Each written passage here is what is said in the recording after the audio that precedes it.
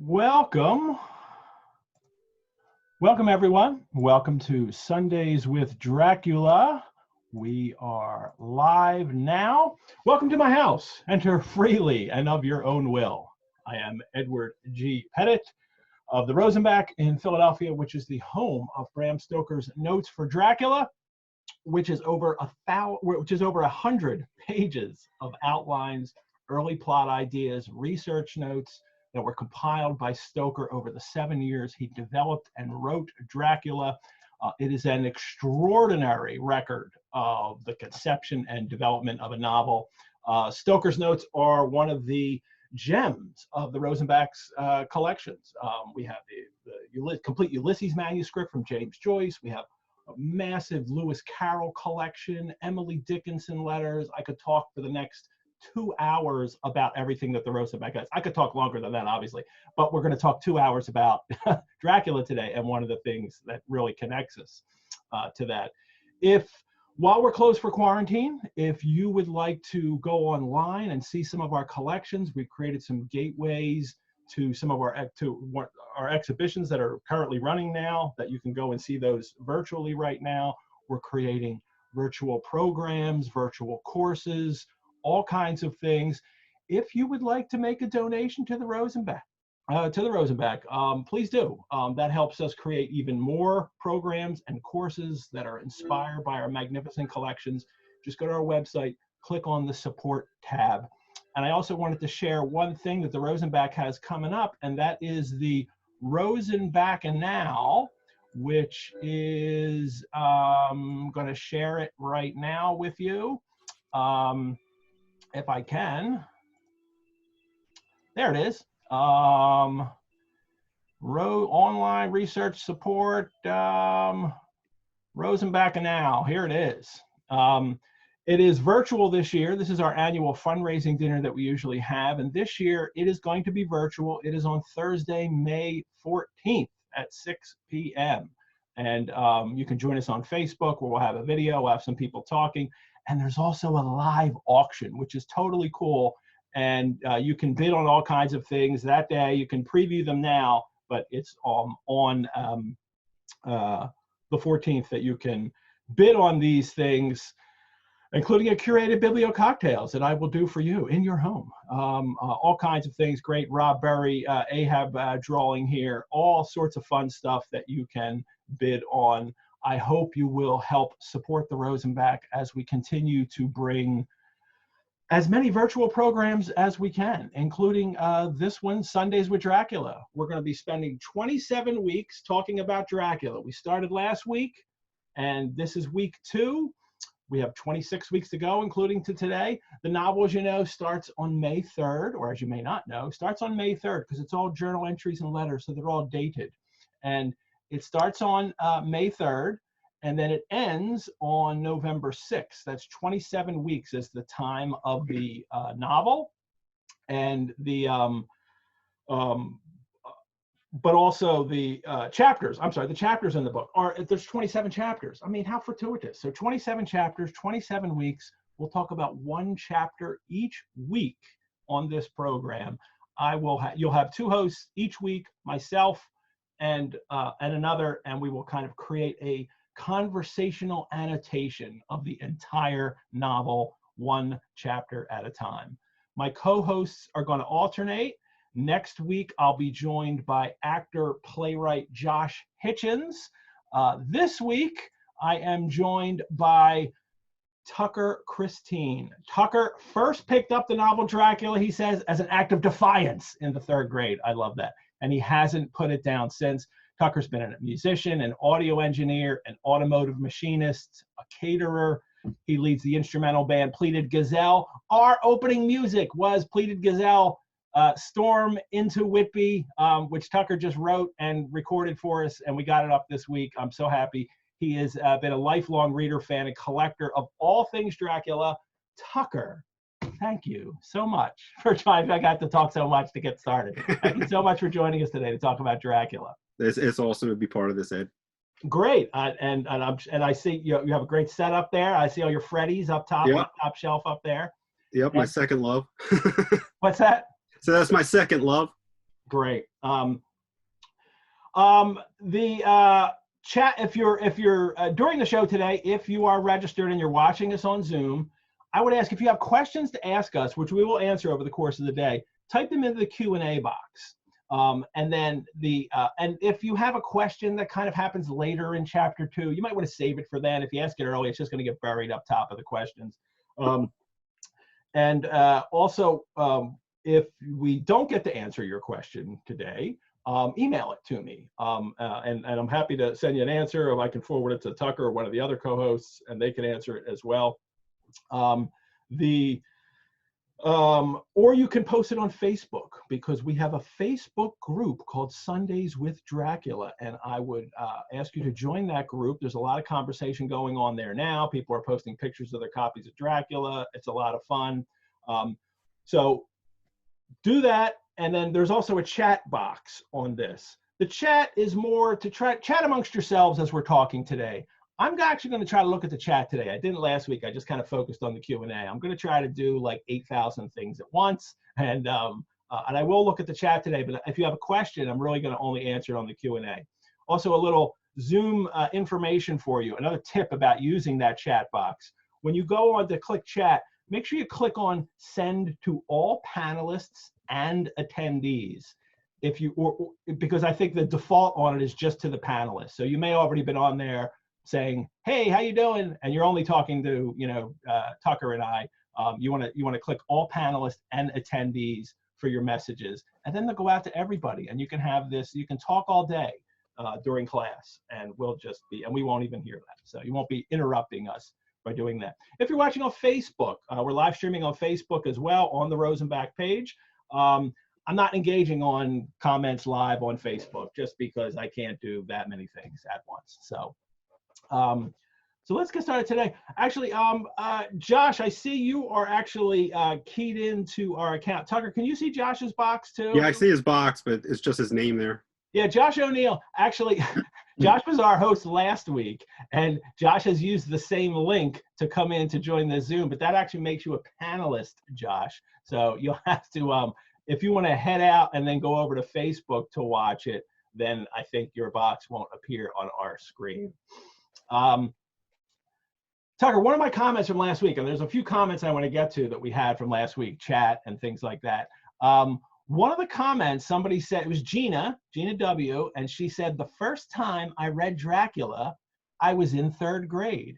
And I chose it because it was the longest book available at the RIF book fair. I think the reading is fundamental, right? Yeah. And she wrote, been a fan ever since. So I thought, tell your 3rd grade reading Dracula story. So I went to Catholic school. Ours was Scholastic. It was the Scholastic books. Yes, that was mine, yeah. And I was in 3rd grade also. And I saw it in the brochure, and I don't remember what cover it was, but I remember the cover catching my eye, and I wanted it. So I took my money in with the intention of getting that book. And I went down to the library, and I was intending to buy that book. And they told me that book was only for the 7th and 8th graders, that I couldn't buy it as a 3rd grader. So I bought nothing that day, and my mom took me to B. Dalton bookstore at the Chamonix Mall that night, and I bought a paperback copy with Frank Langella on the cover, and I've been reading that book. Oh, so it was a tie-in with Langella. Yeah. And it was probably a bargain book, because that was years later. That was years after the movie. So do you still have that? I do not. Oh. No, that fell apart years ago. I was telling you recently, I had an old Scholastic version of Dracula with Lugosi on the cover. Oh, maybe I was telling our other host, and I don't know what happened to it. I think I must have just gotten rid of it some point. But I found another copy, and I've ordered it, so I will at least own the copy that was the first, not the actual copy, but a version of it that I first read. But I believe for myself that early age being hooked in is why it stuck with me for so long. Just the circumstance. I mean, it's an awesome book to begin with, but it just grabbed me at the right age, Now, I'm not recommending that people you start your children reading Dracula in the 3rd grade. That's sometimes it works out. So I tried to get my kids hooked on Universal horror films because I thought, yeah, when they're little, you can kind of handle the level of, terror that's in the old Universals, Dracula, Frankenstein, that kind of thing. And we were about halfway through Dracula with Lugosi, and my one daughter was so terrified that she demanded it be turned off. I'm trying to think of her age, 8, maybe 7, something like that. And she's like, "No, this is off. Just turn it off." I think he's when he's menacing, the women and they're sleeping, and she absolutely wanted to turn it off. And then I had the dilemma, because if we turn it off now, that's the last thing you see is this menacing monster. So do I force her to watch the whole thing so she knows that, like, they kill him, he's dead, they've triumphed and evil has been defeated, the monster has been banished? I think we turned it off, and I'm trying to remember when my kids were babies and we would know going to bed that they were going to wake up in the middle of the night, we would set up a DVD before we went to bed so we'd have something to watch while we were feeding them. And mine was always Universal horror movies. So one of my daughter's first experiences was watching Wolfman. There you go. So you have, before they're really aware of what's going Yep. on, you are seeping it into them. All righty. A couple more comments just from last week's chat, which I love. So I was surprised there's so many first-time readers of Dracula. I really thought that, and I think this is still, most of the people watching, this is primarily people who love the novel, have read it many times. I mean, I think that's probably our primary audience, but there are plenty of people who are using this as an opportunity to finally read the novel for the first time, and that's great. Although we're not worrying about spoilers. Like, spoilers happen all the time. It's over 100 years old, sorry. And I honestly think too that most people kind of have a general impression that, like, they kind of know what happens. I call it cultural osmosis. Yeah. It's like, well, it's what we used to get hit with. It's what we get hit with in all the other forms of media, the story in different bits. Even if you haven't even seen a movie of Dracula, you kind of get bits and pieces of it all through everything that's out there in culture. It is such a ubiquitous, Dracula is such a ubiquitous pop culture icon. Icon in the way that you can really, that it's true. Like, too many people use icon nowadays and they just mean great. And that's not really, but Dracula truly is an icon. Another comic, Holly Graves wrote last week that there's a version of Dracula I don't have. It's just a book version. It was Mort Castle has a version of it that he's either the editor or something. Maybe it's annotated. And she says Mort Castle's version of Dracula delves deeply into Stoker's writing style and how masterfully he created the novel. I highly recommend it. And I looked it up, and lo and behold, it has a foreword from Jonathan Mayberry, who was a great horror thriller writer, as a friend of mine. So I didn't even know, and I didn't even know, he never mentioned this to me, that he has the foreword in this Mort Castle version of Dracula. So that is also on the way to my house right now. And then Adam P had a bigger question. He had asked me in an email this week about, he said, there are larger themes in the book. Like, for example, Stoker's disdain for foreigners and peasants and servants. And he says, I know we're going chapter by chapter, but is there some way to address these larger themes like xenophobia, classism, anti-Semitism, misogyny, sexuality, and or are we just going to kind of keep going, hitting these things as they appear in the chapters?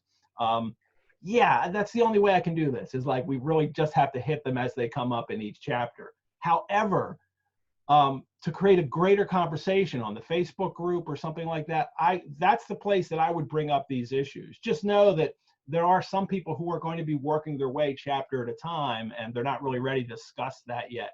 But if it's on the Facebook group, I think that's great.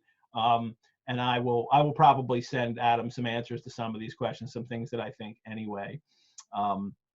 So, I mean, what do you think, Tucker? I just kind of think that if we have a pullout for a larger theme, then I think for this format, that's you got to hit them as they get there, but they'll build upon each other as we move along, and you'll get a greater picture of these themes. I mean, I think we'll touch on a little bit of Stoker's anti-Semitism today. with the physical description of Dracula. Apparently you will. So good. All right. I didn't have that in my notes, but you do. We don't compare notes ahead of time, people. Because I want us to have some kind of genuine conversation. I don't want to know what Tucker's going to say about particular things. I don't want him to know what I will, so we'll react to each other. So it was a little difficult because I thought this morning that I had pictures I wanted to send you to see if you could put up, but I didn't want to tell you what they were going to relate to. So we'll have to figure that out in the future. Okay. Yeah. Yeah, because I have a couple things to share. I will share some of Dracula's notes with you that we have at the Rosenbach. I'll share some images with you on here. And I have another image I think I want to show about something else. So they'll come up. And also before we get to chapter 2, what do we do about date? Well, it would be great to have like this date in Dracula history, and I could have that, every show that we do. Like today is May 10th. What's going on in the novel on May 10th? But it's weird because the novel doesn't always match up with the dates. So if I talk about what happens on May 10th in the novel, that's actually next week. We are going to be talking about what happens on May 10th. And even down the line, because the narratives overlap in the book. And so Jonathan is still in the castle, but actually May 9th is the first letter that Mina Murray writes to Lucy Westenra. And May 10th, Lucy sends a letter to Mina talking about all these, about the two men, Arthur Homewood and the doctor of the lunatic asylum. She hasn't written to her about Quincy yet. So everybody wants to marry Lucy.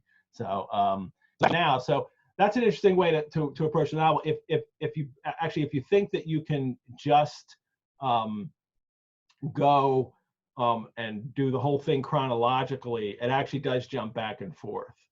And I had this issue when I did the Dracula in Real Time a couple years ago, and we posted every day for the Rosenbach on Facebook, and I had to constantly go back and forth and see what was happening when, and then sometimes a journal entry is written and it's about the events the day before, and you've got to make sure you have that worked out. It's not actually the date on the journal entry.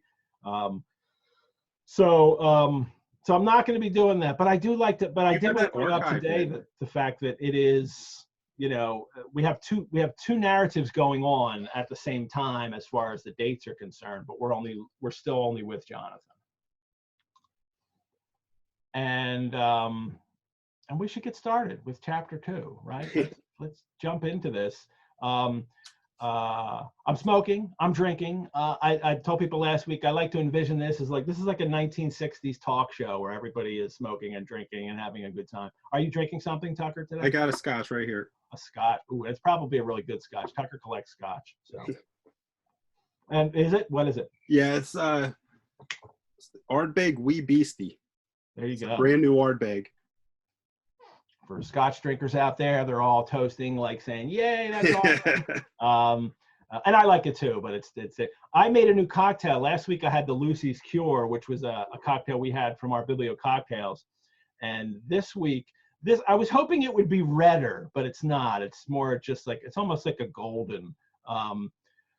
But it is rye whiskey and hibiscus syrup and a little cinnamon bitters. And I'm calling it Stranger in a Strange Land. So, not from the Robert Heinlein novel you'll see later. We'll hit that point in Dracula when he calls himself a stranger in a strange land.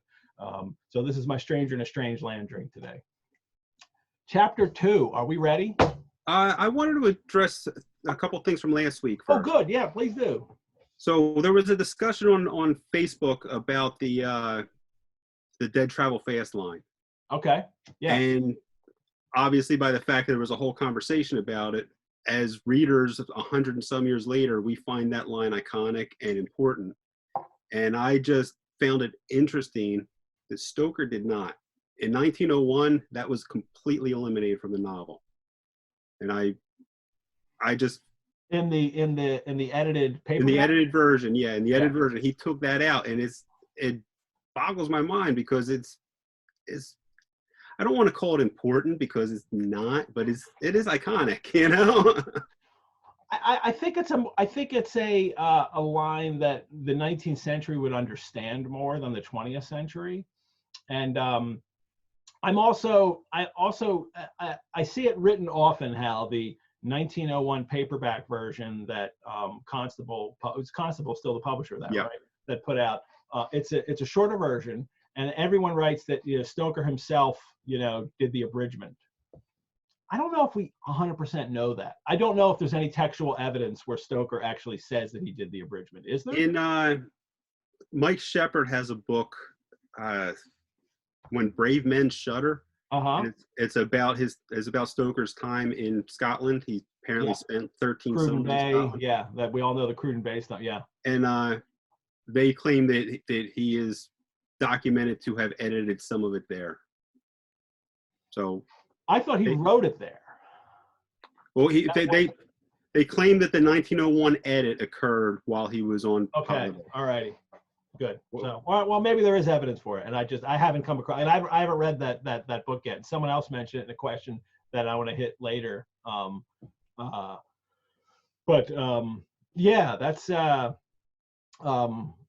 Dead Travel Fest, and it's interesting too that it's Stoker gets. I posted this in the Facebook group that Stoker actually gets that. It's from is it Berger's poem of Lenore, which is 18th century, written in German. Many translations of it in the 19th century in English, but none of the translations have that exact phrase, the dead travel fast.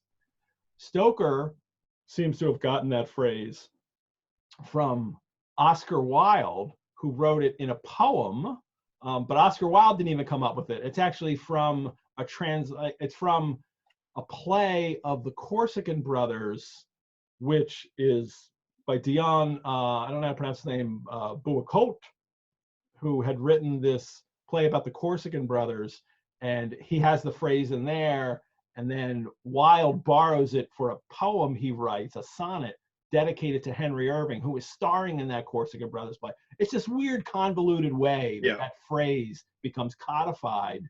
And then when Stoker uses it, and then because Dracula, in the, you know, even after he publishes it, as it becomes this, you know, iconic novel, or the phrase becomes that, but it didn't start that way. It's only this kind of translation of it that only one person does, and then he uses it, and then Stoker picks it up, and then he uses it. So and now it becomes really associated with vampirism. Yeah, you know, there's whole vampire books that are titled "The Dead Travel Fast." Yeah, great. All righty. Did you have anything else from last week to bring up?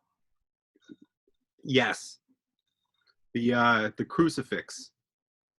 When the peasant gives Jonathan the crucifix, I just wanted to wear it for your mother's sake. So I also have read the Turkish version, Dracula in Istanbul. And I just, in that book, she offers him a crucifix, but he's a Muslim, so it means more nothing to him than it does to Jonathan.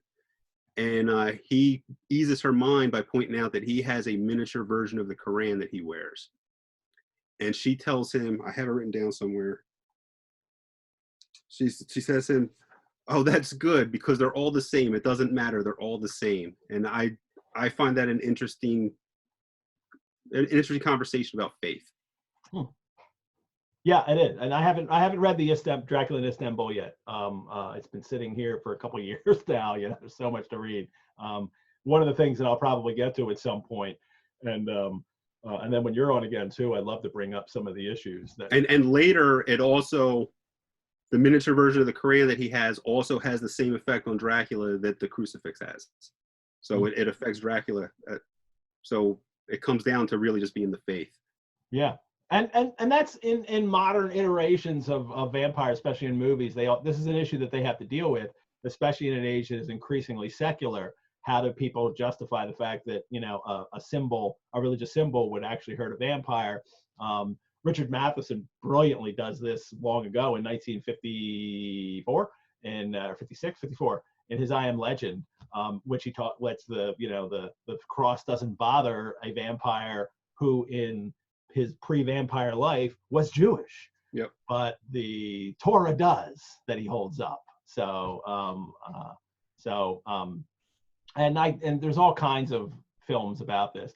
It's interesting in the notes too, in Dracula's notes, Stoker's notes for Dracula, he has one thing that he never brings into the novel, but he had it in his conception of the vampire that is this later? Is this in the vampire notes that I'm going to do later? That it is Dracula as a vampire. Dracula is only affected by, we'll hit this later too, but he's only affected by religious artifacts that are older than him, as old or older than him. Like Yep. It has to be like if you have a brand new, just made, bought at the Catholic shop crucifix, he doesn't care. But if you had a crucifix from before he was born or before he became a vampire, that would affect him.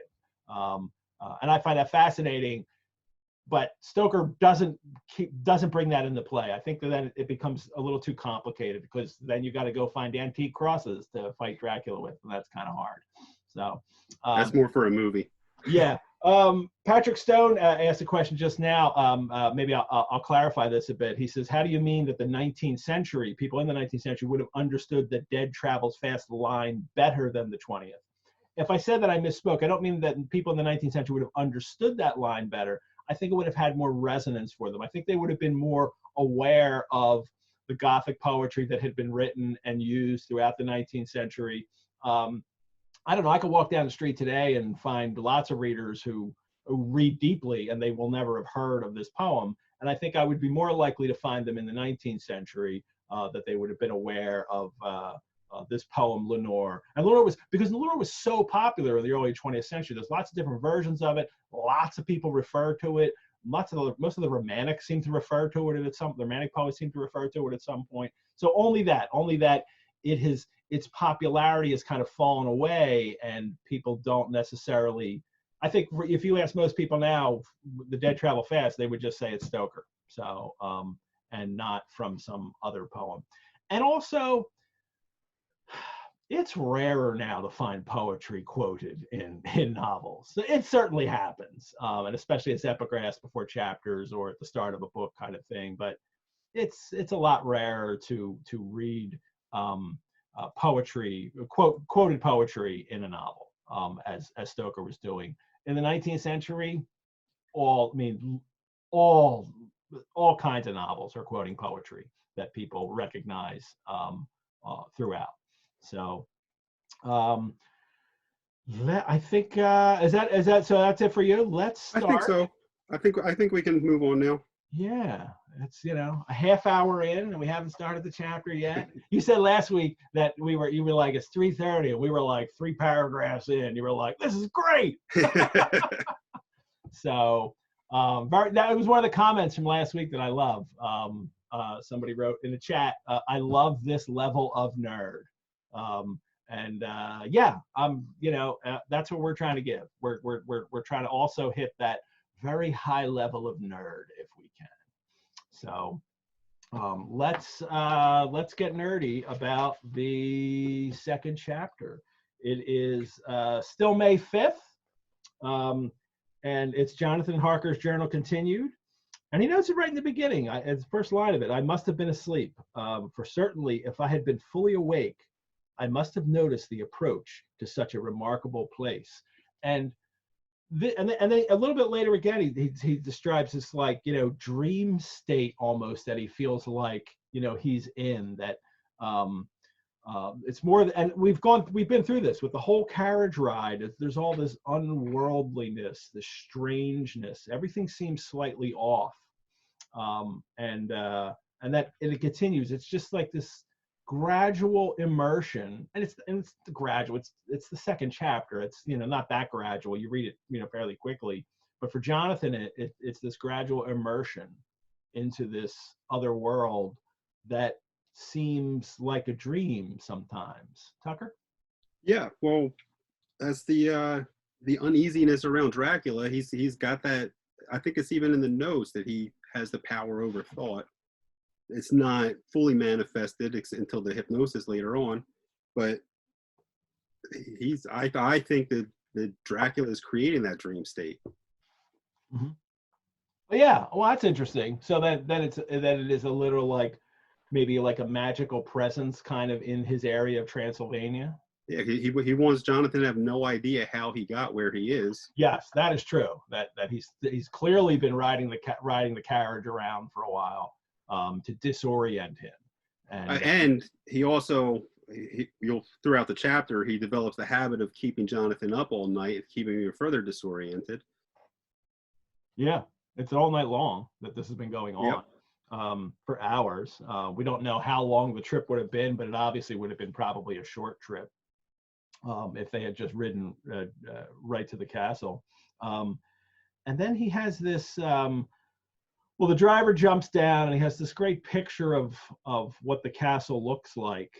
Um, uh, I could see even in the dim light that the stone was massively carved, but that the carving had been much worn by time and weather. Um, the um, Someone asked about the castle and did I have any uh, it was on Facebook or no, it was by email too. But people on Facebook were asking about Stoker traveling. Did he visit these places? And he didn't. He never visited Transylvania. He was never in Eastern Europe. This is stuff that he all learned out in books, and and and even something like the Borgo Pass, which exists, the way he describes it in the book is apparently nothing like what it looked like. Yeah. But he's using the place and he's using as much as he can from his travel accounts, but he's also free to develop and do what he wants. But I know in that book about Cruden Bay, what's that called again? When brave men shudder. When brave men shudder. Do you remember? Does he talk about Slane Castle? Yes, he does. That's the picture I wanted to send to you because they have the floor plan of the castle, and it matches up to what we read in here. So it's got the octagonal room, Mm-hmm. And they have the floor plan in the book. They have it all drawn out, and it's pretty neat. And they believe that he based the description of the castle on that floor plan. Interesting. Yeah. I mean, is it? I haven't read this, so I'll ask you. I mean, is that convincing, or can you honestly find most castles that might kind of conform to this? You probably can, but it's convincing in that he was probably definitely familiar with it. You know, and I just think he's in. I mean, if he's in England, he's going to see castles from time to time. Yeah. And the travel, at least in continental Europe, that castles aren't unusual for him as they will be for an American, more unusual for an American. It says convincing as anything else. The hitting. There's a couple questions here. I wonder if there's something we want to hit right away before we move on.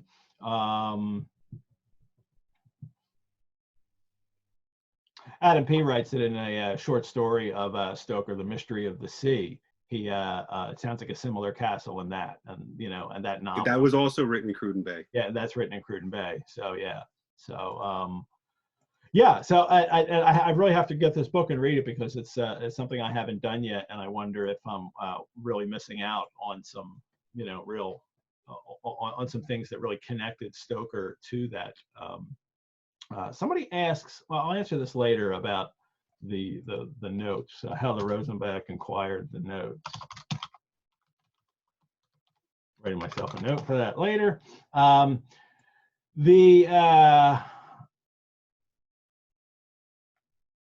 there's also these few moments to move on where he is waiting for the door to be answered. Well, first he's got these doubts and fears. I mean, this is this process that's happening to him still. That I felt doubts and fears crowding upon me. What sort of place had I come to, and among what kind of people? What sort of grim adventure was it on which I had embarked? He is. I gets more of this slow unfolding that I'm not. It's more that I'm not in Kansas. I'm really not in Kansas. Like, this is a strange place that I have come to do business in. And then he's got this great little passage, which seems almost kind of, maybe cliched now, especially for, a thriller novel. I think it might have been cliched then, but I love the opening. Before the door opens, I heard a heavy step approaching behind the great door, and saw through the chinks the gleam of a coming light. There was a sound of rattling change and the clanking of massive bolts drawn back. A key was turned with a loud grating noise, and the great door swung back. I mean, he takes his time about it and gives you each little detail as Jonathan is observing it. And if you put that in a Mel Brooks movie, it's funny.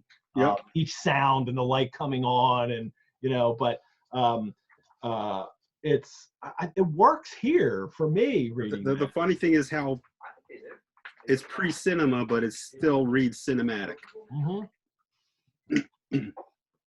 It does, but it's also theatrical too. And I think that's the thing for me, that it's so theatrical that Stoker, with the Lyceum Theater and Henry Irving, is so used to seeing set design and sets, and the way the stage is set as the curtain opens up, and he's kind of, bringing that in. But there's a little suspense, put into this slow unfolding of Dracula appearing.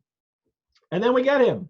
Within stood a tall old man, clean shaven, save for a long white mustache, and clad in black from head to foot, without a single speck of color about him anywhere. So he is full goth kid mode here, all black. And we finally get a glimpse, and then he has his famous welcome. Tucker, read the welcome. Welcome to my house. Enter freely and of your own will. Yeah. And then he has to repeat it. Yeah, he has to. Because Jonathan's my house, standing there. Really? Yeah, Jonathan's staring at him. What's that? I was going to read the second part. Yeah, go ahead. Welcome to my house. Come freely, go safely, and leave something of the happiness you bring. He's so nice. He is, isn't he?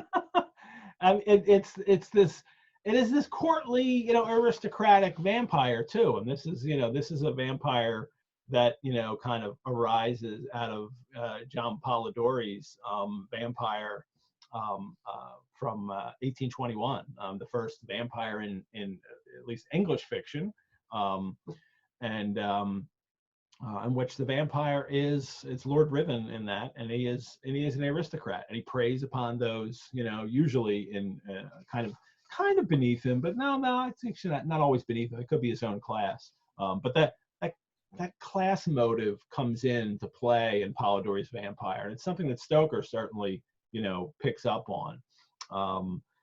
There are, like, before Polidori, vampires are not aristocratic and suave, and Dracula himself is not attractive, and we'll get to that later in the description of him, but he is certainly not an attractive, debonair kind of person. Well, he could be debonair, at least in style, and the way he welcomes Jonathan and takes care of his needs. But certainly physically he's a bit repulsive, that Jonathan notices. I love the enter freely and of your own free will. I mean, that is key, and it will harken back later to one of the things that Van Helsing will bring up about vampires. And vampires themselves have to be welcomed into the house. You have to invite a vampire in, or they can't get in. And or they can't, like, there's a scene later where maybe he uses the dog to break the window, or at least that's to get rid of the garlic. So but he's already been in, so that's not true. But Lucy has invited him in, or the servants have invited. I think the servants have invited me. I mean, you have to piece this together. How does Dracula get into Lucy's house to begin with? He cheats. What's that? He cheats. Yeah.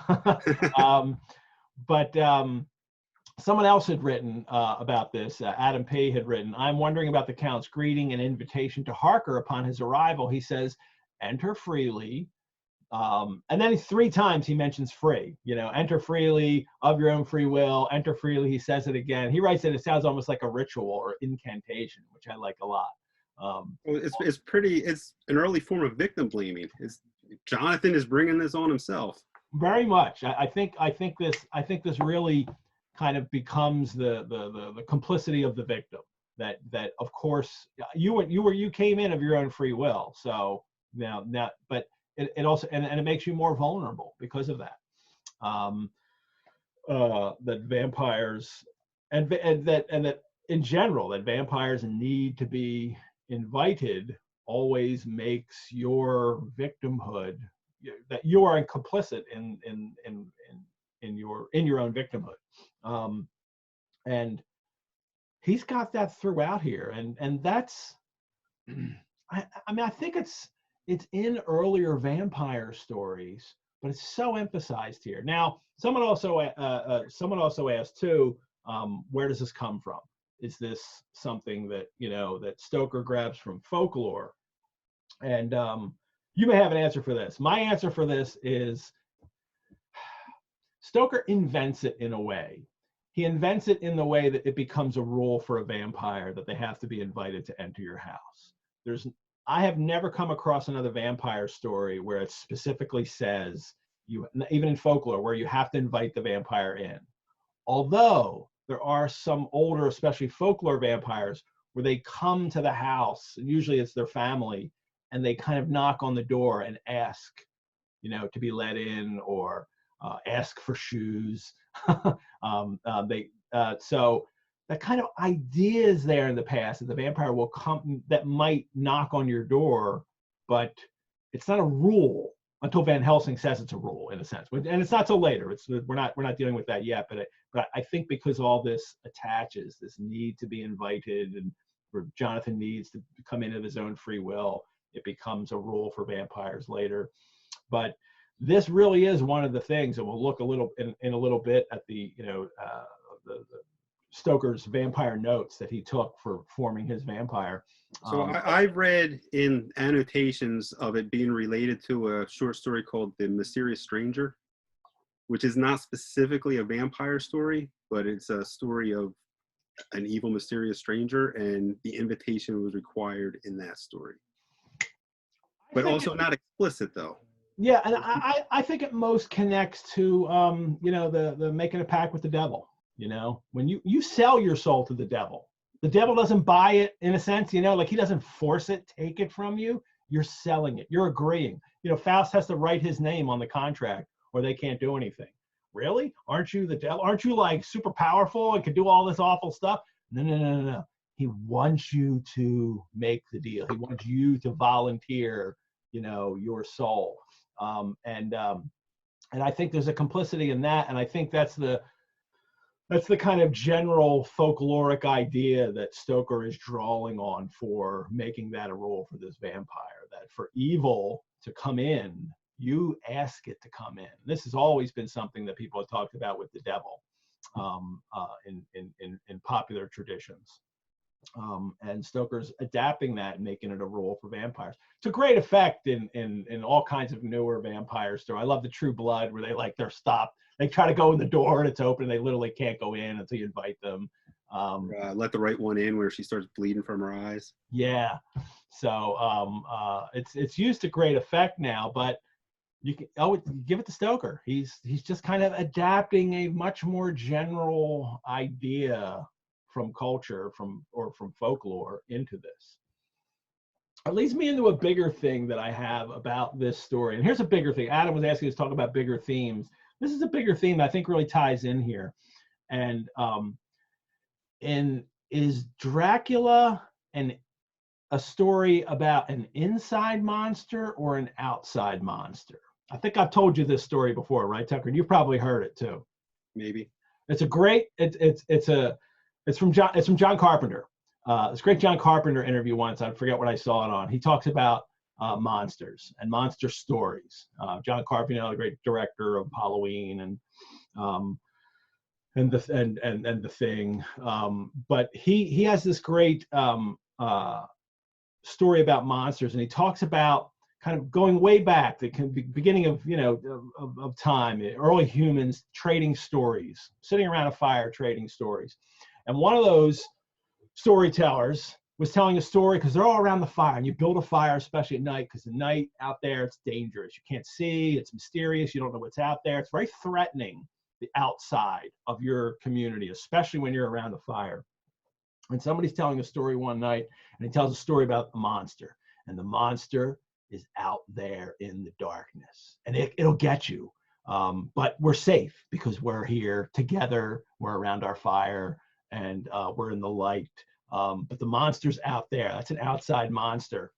And then one night, so he's this brilliant, this storyteller has this brilliant idea, and he or she starts the story and says, there's a monster, and everybody's expecting the monster out there. And the storyteller says, and the monster's here in the circle with us. And then that's a whole different conception of the monster, that the monster might be already in your world and you don't know that that monster is in your world. The best example of this is like a serial killer monster. I mean, serial killers there are real serial killers out there and they actually exist, but there is a kind of a trope of a serial killer that's used in horror films as a monster, and they tend to be us. They live down the street, or they're just like us, or even just that they look like us. And werewolves are very much inside monsters in that I don't mean that the monster comes from out of the inside of them, like it's something in them, but they're a part of our community, and then suddenly they become a monster. And that's what is so scary and threatening about it. Dracula, for Jonathan and the people in London where he goes to invade, he is clearly an outside monster for that. Like, he is an invading force. I mentioned last week, he's like coming from the east. He's invading their country, and they have to fight him off and chase him out and chase him back to his home. He's an outside monster for them. But vampirism itself is a threat of the inside monster, in that then they create more monsters who are people that you know and love. And the Blue Fur Lady is an inside monster. Well, I think his desire to blend in, if you're going with that metaphor, that story, he wants to be the inside monster. Mm-hmm. And is he? Well, I'll get to this a bit when we hit that part in the thing, but the whole stranger in a strange land. And is he really, inside his land, or is he always an outsider because of, that he's a vampire? That no matter where he is, Dracula or a vampire are always outsiders. So that's one of the things I think that makes this monster an appealing figure for the 19th century, especially the creation of sympathetic monsters, starting with Frankenstein. That monsters become sympathetic, and part of that is because of most monsters are scapegoats. Most monsters are blamed for things. They represent the things that we're afraid of, and if you turn the lens around and you look at them, they're on the outside. Like Grendel in Beowulf, being this outcast and gets furious and angry at hearing the music in Heorot as they're all playing and having fun and enjoying themselves. And John Grendel writes a brilliant novel in the early 70s from his point of view, and that it is the very fact that he is an outsider that makes him sympathetic to the reader in that book. But if he's going to come and kill me and eat me, I'm not feeling very sympathetic anymore. And so it's that great tension, that you can feel sympathetic towards these monsters at the same time, or at least understand their position, but they're still going to hurt you. So anyway, I wanted to talk about that. It's something I often think about with monster stories, is this inside outside monster idea. And I think vampire stories really kind of blend that and makes it very interesting for a monster. And maybe it's one of the reasons why the vampire stories themselves continue to be so relevant and so malleable, and we're able to create such new interesting twists on them, is because they combine that stuff. So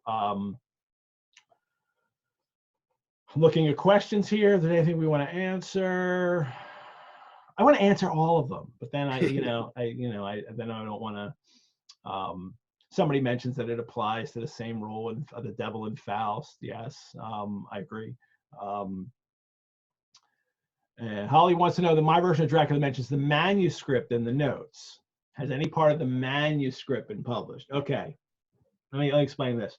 There is no manuscript for Dracula, the novel. By manuscript, I mean handwritten The novel is not handwritten anywhere as a manuscript. There's a typescript, which Stoker hired someone to type up his novel late in the process, and then he made corrections on that typescript.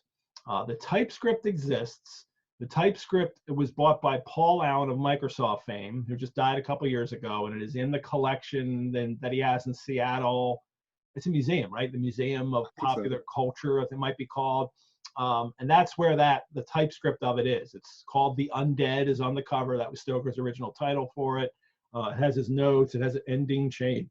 Excuse me, a change that he did in the ending.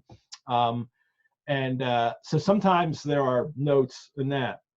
The new drafts of Dracula has a whole chapter on all the changes from that typescript to the novel, which I think is great. It's the first time I've seen that. Because very few scholars have actually had a chance to look at the typescript. So the typescript exists, and it has Stoker's, changes on it.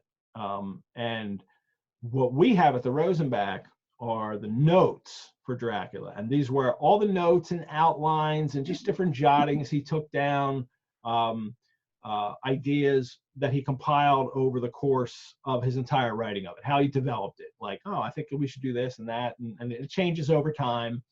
Cast of characters that change over time, and that is what exists at the Rosenbach. That was not bought by our founder, Dr. Rosenbach, who died in 1952. The Rosenbach becomes a museum in 1954 with the rest of his book collection. Dracula is not part of the collection then. It doesn't get purchased because the Rosenbach we still add to the collection. It doesn't come until 1970 when it was in Book Dealer of Philadelphia. Charles Sessler has it in his collection. It is sold originally it was sold by Stoker's widow, Florence. And then for a time, Scribner's had it.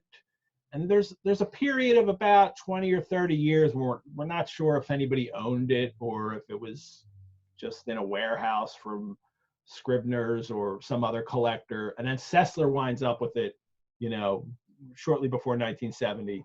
And the Rosenbach bought it for our collection because it is this. And not that the Rosenbach was ever interested in this particular kind of Gothic literature or anything like that. Actually, the Rosenbach collections are quite diverse, and there's lots of different kinds of things in it. It basically starts as things that Dr. Rosenbach liked. That's what our collection begins as. We have a lot of Robert Burns because he loved them, Dickens, Lewis Carroll, he loved those authors. A lot of Americana.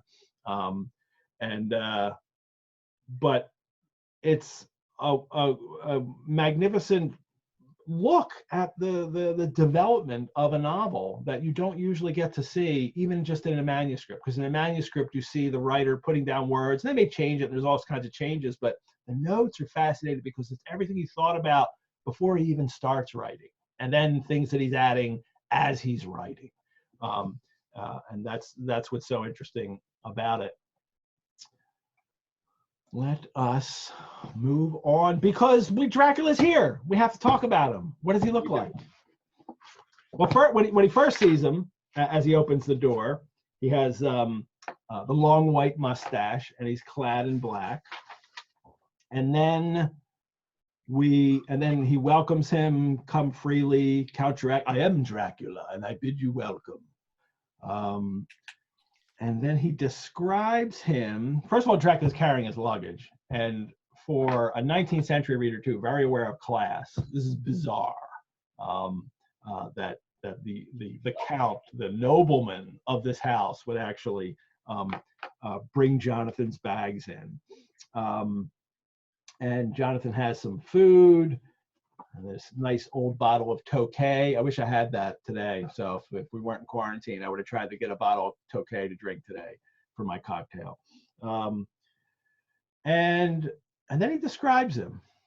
Do you want to read that description? His face was His face was a very strong aquiline, with high bridge of the thin nose and peculiarly arched nostrils, with lofty domed forehead and hair growing scantily around the temples, but profusely elsewhere.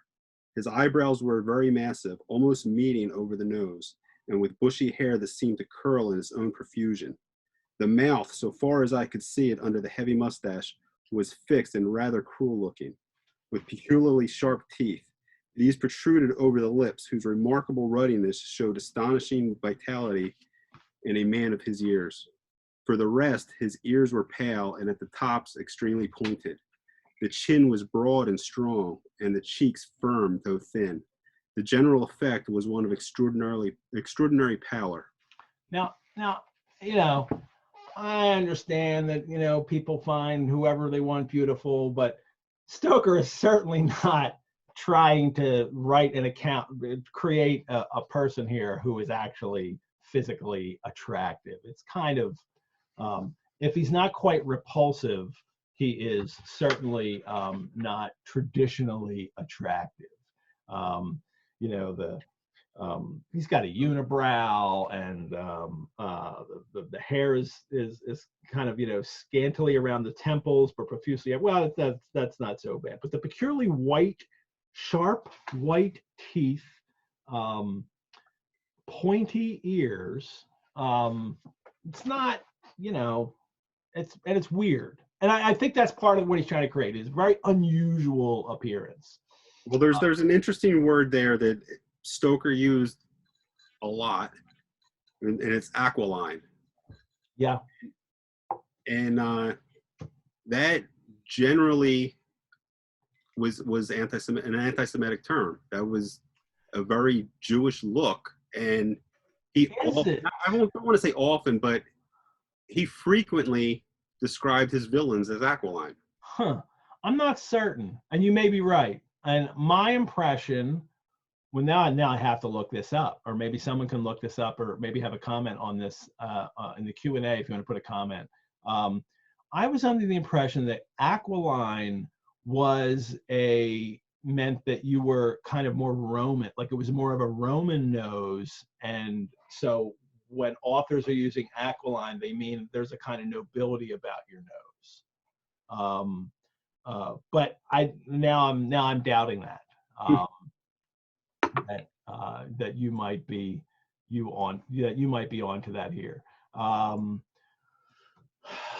mean, I understand what you mean about focusing on the nose and being anti-Semitic about it sometimes.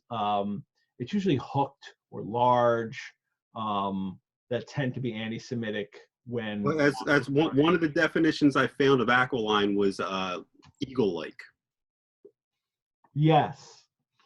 And that might seem hooked to us, but think about eagle. Eagles are this proud, noble creature. So I'm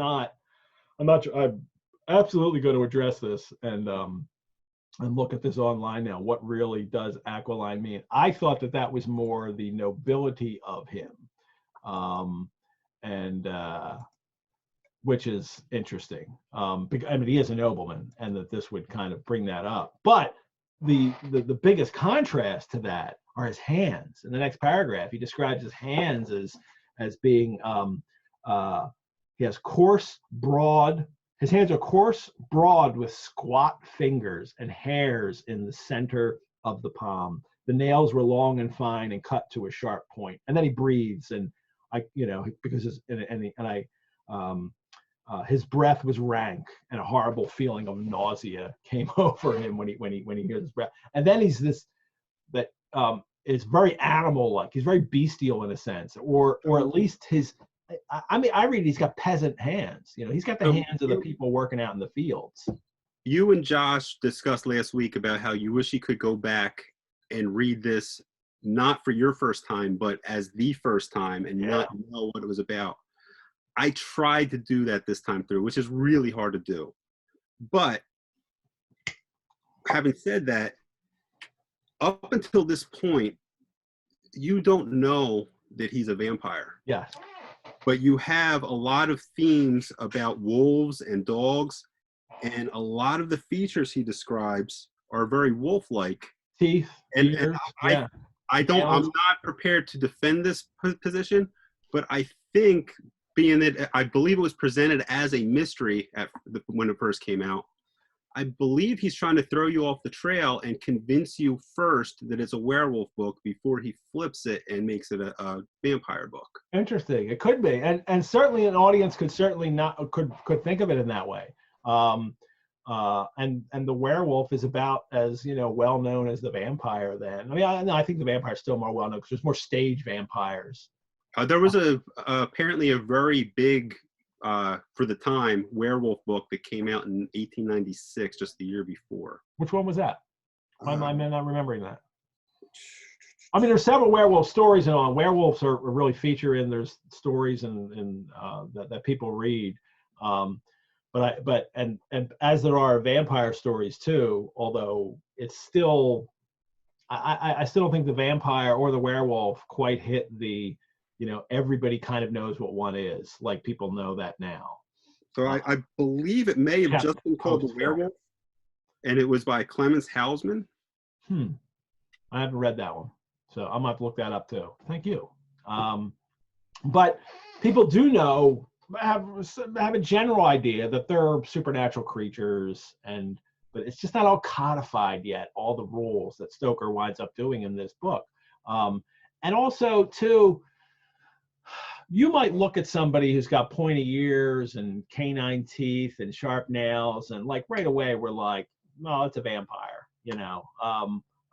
or some kind of creature, supernatural kind of thing. But I don't know, we're also coming from an age too, especially with teeth, where this is pre-orthodontics in the late 19th century, and you're used to encountering people who have unusual teeth because they really can't get them fixed, or it's not that easy to get them fixed. And even rich people will have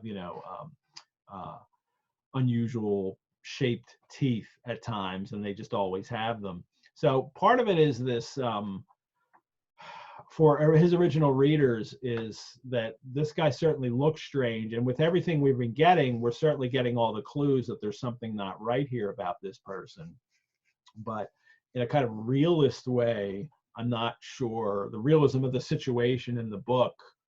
What's Jonathan going to do? And he's certainly, this is a nobleman and somebody he's doing business with, is somebody in another class.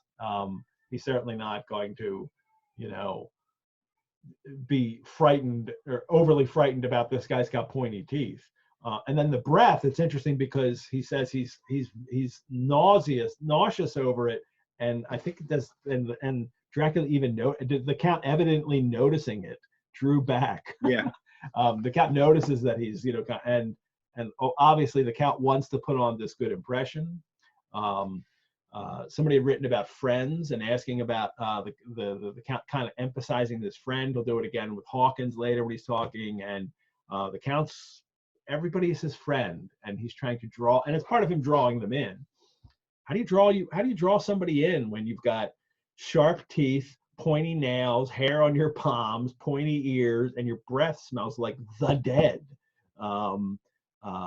You've got to really work hard to get Jonathan on your side at this point. So, and the Count does that. He's got the edge in that he's a nobleman, but it's a long road that he's got to do this to get Jonathan on the side. Or and it's not, because he's got all the power he wants there. I love the breath too, because that kind of harkens back to the old folklore of vampires and how badly they stink usually. You get these folkloric accounts where they're digging up bodies because they think it's a vampire, and they do, and the stink of it, or sometimes there's no stink and they're like, oh, there's something interesting about that, but it's the association of the dead with vampires. Stoker's original title for this novel was The Undead, or was it The Undead? Or The Dead Undead. Or The Dead Undead, which is a terrible subtitle, or it would be a terrible title. And if it was The Undead, we'd all think it was a zombie book now. But playing with that idea that vampires aren't quite dead, they're undead, they're reanimated corpses. But for the folklore for vampires, the emphasis was not on the kind of reanimation so much. The emphasis was always on what was scary and gross about them is that they were dead, and they would smell like the dead and look like the dead. Um, and his breath is certainly a kind of example of that. So later on, Adam P writes questions there about the nose. The zookeeper describes the count a tall, thin chap with a hook nose and a pointed beard. So he's got a hook nose later. So certainly there. So somebody, Jennifer writes that you might be thinking of the book The Mask of the Beast by Kipling. Does Kipling have a werewolfish book, maybe? I haven't seen it, but it's possible. Yeah, so maybe that's the one you're thinking of. So Rachel writes that I believe that he chose to fashion Dracula after the character in Trilby, which is very interesting. Which was a very anti-Semitic portrait, or she writes, which was an anti-Semitic portrayal of an outsider. Same with the hairy palms. You can make a strong case for a lot of things going on in Dracula and Trilby. And actually, the Rosenbach has the original magazine serial of Trilby when it was for George du Maurier wrote the story Trilby about this impresario who has this young woman singer under his kind of control, and it's mesmeric or hypnotic control that he has over her, and he's evil and controlling her, and it's become that's become a story too that's been retold so many times, you know, in books and films. But Trilby was very popular. And Stoker certainly knew it. And I wonder if there's even a stage version that may have even happened at the Lyceum Theater. That could be actually true. So thanks for bringing that up, Rachel. One of the greatest lines in the novel, right next, after he sees him, the howling from down below in the valley, the howling of many wolves. And the cat's eyes gleamed, and he said, listen to them, the children of the night, what music they make. And nobody can hear that now without hearing Bela Lugosi do it. So, but it is a great line, the children of the night. Again, though, you have to remember he is, and it's so hard. This is one of the hard things now. You're reading this book. You've read this so many times. You hear Bela Lugosi's voice. You've seen it in so many movies.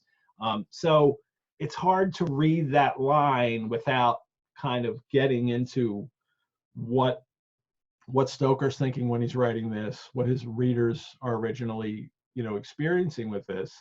And it's another unsettling example, another unsettling moment that Jonathan is going through. I mean, he's just got to this castle and he's been terrified by the wolves already on the trip over, and the carriage driver, who's really Dracula, sweeps them away. And the host of this house is calling them children of the night and what music they make. Now, if you're safe in a castle, maybe, and you hear the wolves, it's not that scary. But it's for most people, it's a menacing thing. And Dracula finds it quite pleasant. It's, you know, sweet, beautiful music. But then he covers up Jonathan's unease by pointing out, you city dwellers don't understand the hunters. Yeah, as if he notices right away that, like, yeah. Oh, you think that's weird. Let me, you know, put you at ease here. You know? And he's the hunter, right? The feelings of the hunter. That's what Dracula is, and he is. He's the hunter of humans. But that's such a great scene, and that is one of the ones that I do almost regret that I have, you know, Lugosi in my head. What would that sound like as the first time reader?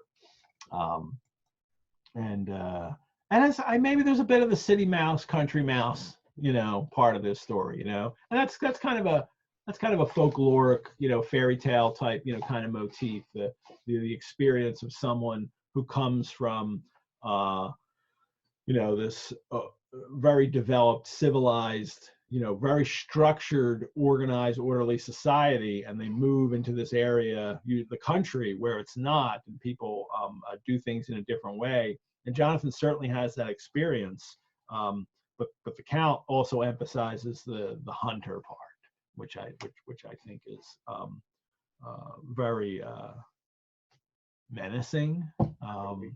It's not. His explanation isn't even going to soothe him. It's like, Hunter, So I don't think that's going to help.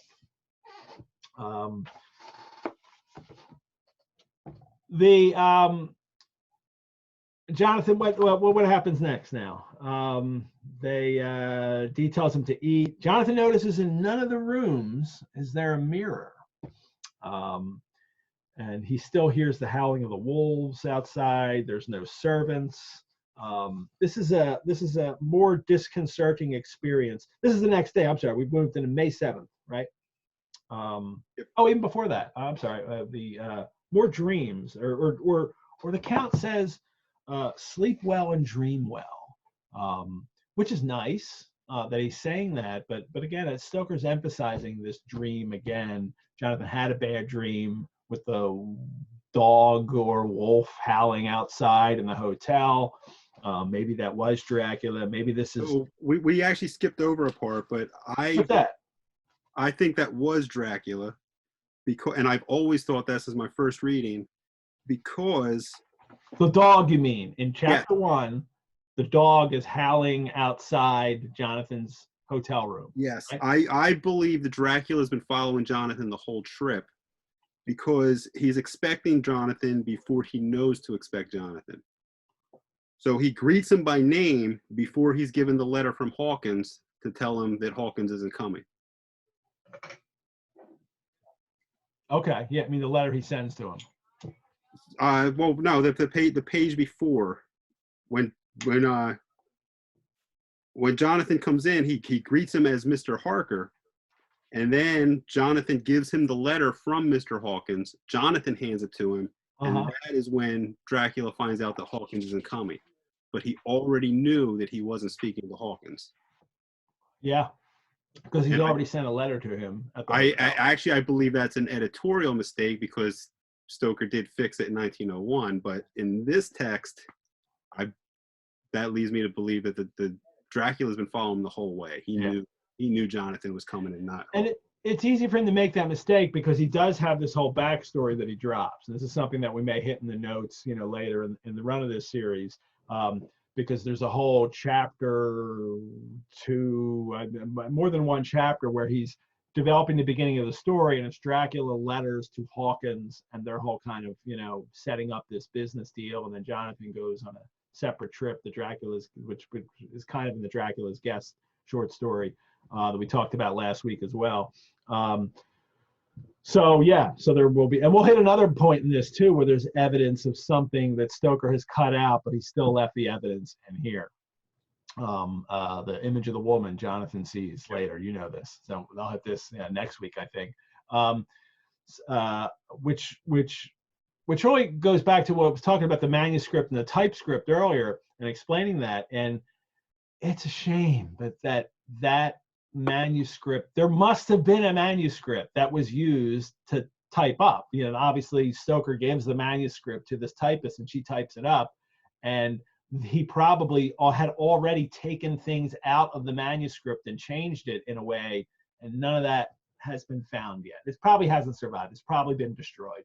But you just never know. The fact that the typescript was discovered in a barn in Pennsylvania, like 1980 or 9 or whatever it was discovered. So who knows? These manuscript pages may be somewhere, and no one's realized that they're there yet. But there were certainly other details that he had originally had come up with that we see echoes of later, but what it's echoing isn't in the novel anymore. And maybe that's the same with Hawkins, that he's already written the early Hawkins parts when he's come up with this, and then forgotten that he's changed some of it, but not changed all of it. That'll happen in this book sometimes, but it's not in the abridged paperback version, right? You said? In the Yeah, in the abridged version, he does not welcome him by name. So he just says, "Welcome to my house." Or I bid you welcome. He does not say Mr. Harker. All right. Now we'll move on to May 7th. And it is again early morning, but I have rested and enjoyed the last 24 hours. I slept till late in the day and woke of my own accord. Jonathan's living my quarantine hours right now, where there's no reason for me to be up at 8, 9 o'clock in the morning anymore. So I am up until 2, 3, 4 a.m., 5 a.m. A couple of weeks ago I was up till, because I'll just sleep through the morning and then get up and get to work, because here's my work right here. I can just come up to my study and do my work. And I like that. Jonathan and I are keeping the same hours, very vampiric hours right now for me. You don't have that. You're still I'm working. still working. Yeah. Sorry. I'm just gloating. I'm gloating that I don't even know I'm gloating. But he mentions, I said there's no servants, there's no mirrors. He also notes the rich furnishings. And he talks about how they're rich, but they're also extremely old. Or they seem old, but they're not all beaten and old looking as old furnishings I've seen are. I mean, they are old, and he's still using them, and at least taking care of them. It's one of these weird little moments where we see that Stoker hinting at the age of Dracula before we've even hit it, that he is hundreds of years old, and we don't know that yet as a reader, but you'll get these little hints through that will hit there. And where do I want? I think I want to hit. Let's hit the vampire notes, because I don't want to go too far. It's already after 3. Maybe I'll go to 8 o'clock tonight doing the show. I'm kidding. But I do want to do the notes, because, well, it's for the no mirrors, and that's my lead into it. Jonathan knows there's no mirrors around, and then a little later where he doesn't see Dracula in his own shaving glass, and realizes that Dracula doesn't cast the reflection. And putting this book together, Stoker is looking through vampire folklore, and it pulls a lot out of Emily Gerard. And he also is taking his own notes too, and kind of his twist on something that he's come across, or just inventing things. And his notes, which I will share one with you now. He's got 3 little notes here on vampire. It's at the top. These little memos he takes on vampires. And let me share this one. Is this the right one? I think it is. No, this isn't. This is the second one.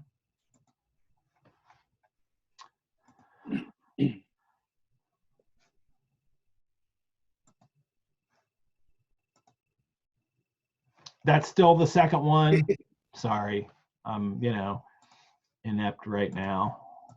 Try this one. Here's the first one. I'll make this a little bigger for you, and then we'll look at the top part and the bottom part. But vampire. So this is Stoker coming up with all of his vampire characteristics, the things that make him a vampire, his weaknesses. And this one starts off with no looking glasses in Count's house. And he's crossed that off. So maybe that means that at some point he went back to his notes and say, like, oh, I've used this note, I've used this in the novel, so I'll cross it off here. But sometimes that's not true, that he does write something that's not crossed off. It's a little hard to figure out why it's crossed off. But his notes are no looking glasses in Count's house. Never see him reflected in one. No shadow, he writes, with a question mark. And then he writes, lights arranged to give no shadow, which is right here. Lights arranged to give no shadow. I find that fascinating, because what he's doing is set designing. And here he is, manager of a theater, so this is in his mind.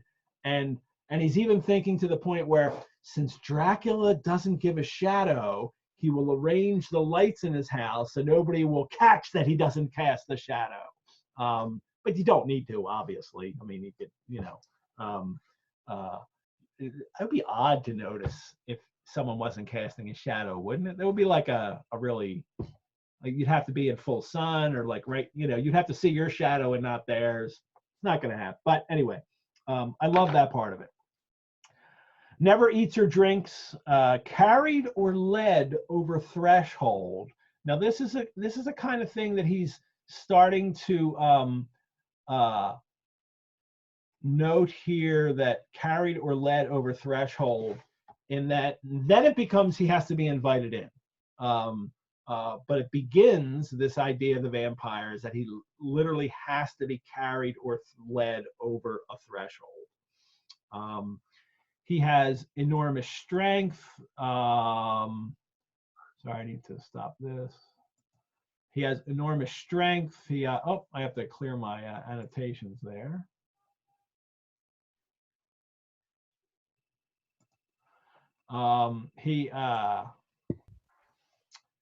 He can see in the dark. Power of getting small or large. Money always old gold, traced to Salzburg banking house. Now, this is something that really connects with his early notes and things that he's cut out of the novel, that little detail. That is something that he was developing, that at some point there'd be this kind of moment where characters found out where Dracula's money is coming from. And then again, more of that at Munich Dead House, see Face Among Flowers. That's all right. That's all right here. This is stuff that he's cut out. 1, 2, volume 1, chapter 2. Maybe this is chapter 3 or volume 3. But these are moments that he has been developing that he winds up changing later in the novel.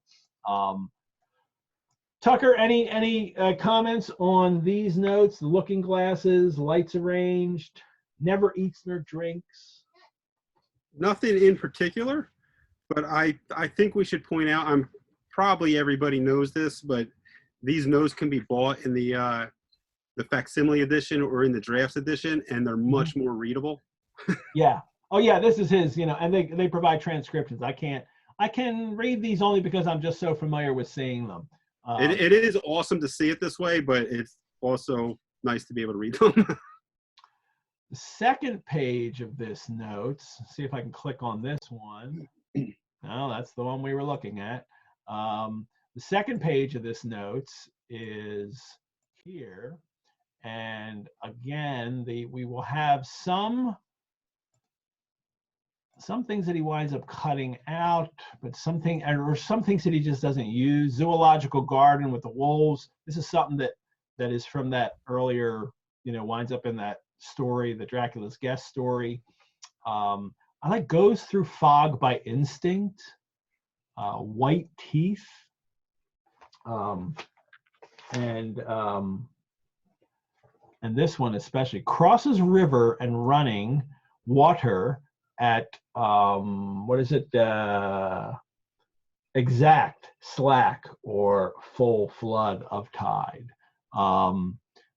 This is something that he develops, and this comes right out of Emily Gerard right here, that she talks about. This is vampires and the slack of the tide, and you can't cross running water thing, and it's a weird little detail that Stoker finds in folklore that he then brings in to his book, and that it really affects how Dracula is able to get on a ship.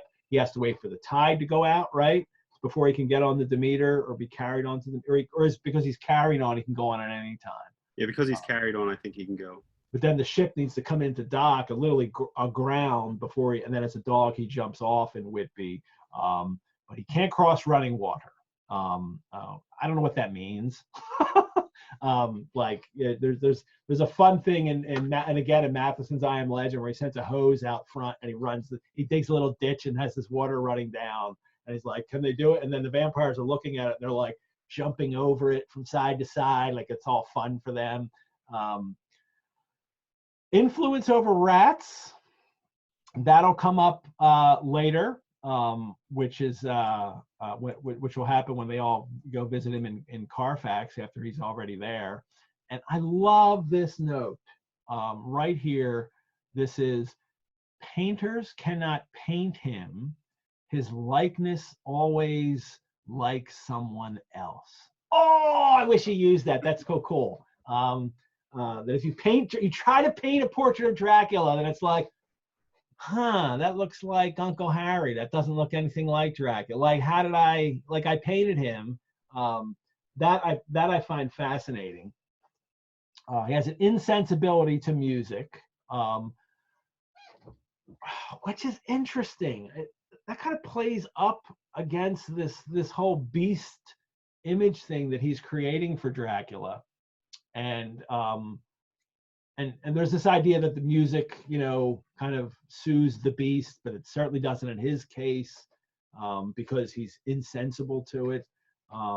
Anything on that? That's an interesting idea. It's also related to a lack of emotion, because music is usually associated with emotion.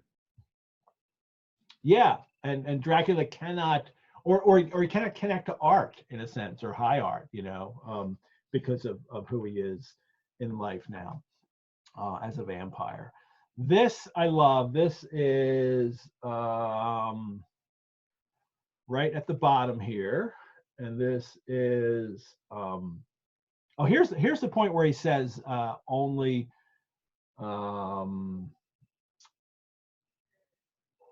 This is it. Relics only moved by relics older than own real date. And then he has like blah, blah, blah. Like, he didn't write it in. He just wrote little marks.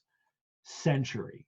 So Stoker has not come up with himself, when he's writing these notes, how old is Dracula? He doesn't know yet. He hasn't figured out, like, how old am I going to make him? If he had, he would just put in the number of century there that he is.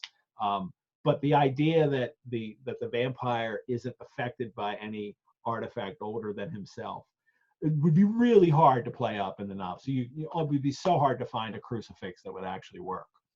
But this one at the bottom here, it says could not, and this is Kodak, and it's Kodak with a C. Kodak could not Kodak him. Come out black. Come out black, or like skeleton. This is actually skeleton right here. Skeleton corpse. Kodak. He's using Kodak as a verb, just like to Kodak somebody means to take their picture with a camera. Could not Kodak him. It would come out either black or like a skeleton corpse. He does not do this in the novel. This doesn't come into play. But the Kodak camera does a little bit. Jonathan mentions when he's taking pictures of the estate that Dracula is buying, Carfax Abbey. He's taking pictures with his Kodak.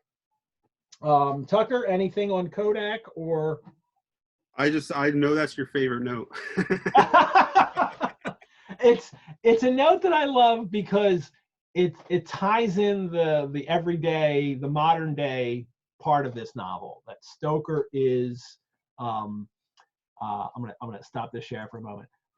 Stoker is creating writing a story that is set now, and people have these brand new Kodak cameras that just came out very recently, and so it's grounding the story in their in the reader's regular everyday lives, and it's an example of technology too, that all throughout this, characters use for their time, very modern technology in their regular everyday lives. And then they wind up taking this technology and adapting it to tracking or defeating the vampire. And technology comes to be, a big play in this book. And this is the first example of it, I think, right? Yeah, I mean, we talked about the trains, or that's not really that modern, although it becomes later.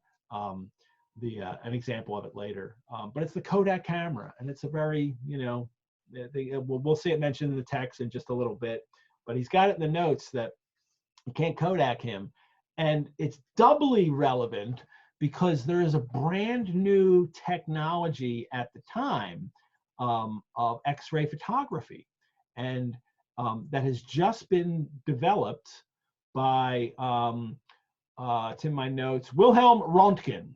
Wilhelm Röntgen Wilhelm Röntgen comes up with this way to take X-rays of people where you could see your bones through there. And the very first X-ray that he takes is of, here it is, of his wife's hand. And I can't seem to make this larger. That is the picture that I have. And this is an X-ray photograph of his wife's hand. This is the first one that he had taken. Whoops, I didn't mean to go there. Showing off, Ed? Yeah, and that was my books. But the first photo, first X-ray that he had ever taken of his wife's hand, and it's fascinating because she had when she saw the picture, when Röntgen's wife saw the picture, she said, "I have seen my own death." And I don't know if this is true or not. I've read accounts where she later refused for him to take X-rays of her anymore, which is a good thing because she would eventually gotten cancer from the radiation. She says, "I have seen my own death." And for the people at the time to see something like that, I'm alive, walking around. This is me, and you've just taken an image of me that shows my skeleton, which forever has always represented death. You show a skeleton, that means death. That's very disconcerting. And Stoker, to use that in or to think of that as a way that if you take a picture of a vampire, it comes out like a skeleton corpse as a possibility, is maybe being a little too obvious about what the vampire represents. It represents death. He is undead himself. But for me, it also represents that idea of he's thinking technology, that this new technology has just been developed, and it's kind of in his head because he's trying to put new things into his book. So X-rays show up only in the notes, not in the book. So there's one more page of one more of these little notes. And I don't remember if there's anything on this one. Do you? No, this is about the dinner party. Oh, it's a dinner party. And I'm not going to do it now. I'm going to save it for later. Just because it's cool. It's a vampire. He's got it on the vampire notes, but it's really a plot idea that he will later not do. So I wonder, I think at one point we might have to have an episode, not on a Sunday, on a different day, that's just about things Stoker didn't do, like plot developments that didn't happen. Would be a cool way to go. So how the Kodak is your favorite note? That one is mine because I really want that to happen. Oh yeah, well, the blood room is actually mine, and I'll hit the blood room. I forgot about the blood room. The blood room is great. It's all over. This is a little teaser for everyone. The blood room is a little note that Stoker has, I think, 3 different times in his notes, and he never uses it. And I want to go into the blood room. And Carrie had asked this question too. Will you be able to show Stoker's papers that mentions Dracula as a skeleton on film? Carrie, I'm glad I got to do that. Let us go back to the book because let's look at there's a lot of questions. I'm hardly answering questions. I'm sorry. It's so easy to just talk about this book, isn't it, Tucker?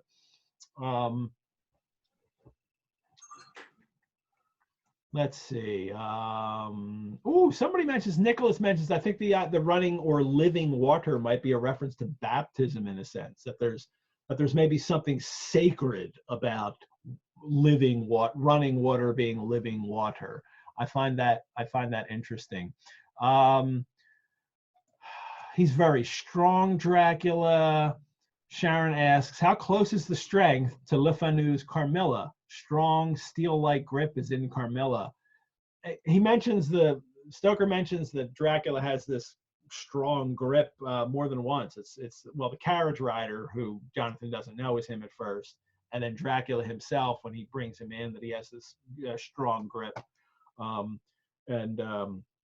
And Carmilla, Le Fanu's vampire story, Carmilla mentioned this, which Stoker certainly knew and certainly took ideas from, and maybe that's his idea, that maybe that's where he really brings in the idea that a vampire is super strong. That's in his vampire memos. Maybe he's really thinking of Carmilla for that one. Gene S writes, who prepares the food that is presented to Jonathan? Tucker, who prepares his food? Dracula does. Of course he does, because he has no servants. Uh, Dracula can cook a nice roast chicken, can't he? Have you ever seen In the Shadow of the Vampire? Yes. When of course. when they asked Max Schreck what he thought of the book, and he said, it's so sad. He has no servants. Yes. Good. Let's get back to this, because we have a point in the book that I find fascinating, and it's interesting because you could take this as Stoker really emphasizes words sometimes. A little later, when we get to the vampire women and then Lucy, we'll see this word voluptuous or voluptuousness becomes Bram Stoker's favorite word to describe a female vampire is voluptuous. And these words kind of hit him, and he emphasizes them. And I don't think that a first-time reader is aware of that at all. I think that's the kind of thing that you really see when you go back and look at. But when Dracula talks about how he's, again, this is the next day, and he's talking to Jonathan, and he says, here I am noble, I am boyar, the common people know me, and I am master. But a stranger in a strange land, he is no one. Men know him not, and to know not is to care not for. That he's talking about when he goes to London, Jonathan needs to teach him how to speak English better and to act like, a Westerner, not an Easterner, because he will be a stranger in a strange land. And he mentions strange so many times, especially in the opening of this. I'm gonna share this. How many times he mentions strange? Here we go. I'm looking it up in the online text. This is early on. This is, very early on. He does strangest figures. This is chapter 1 right here. And right away we got strange here, strangest figures. But then it kind of goes on. Strange relief, the ghost-like clouds. That strange mixture of fear, meaning, movements.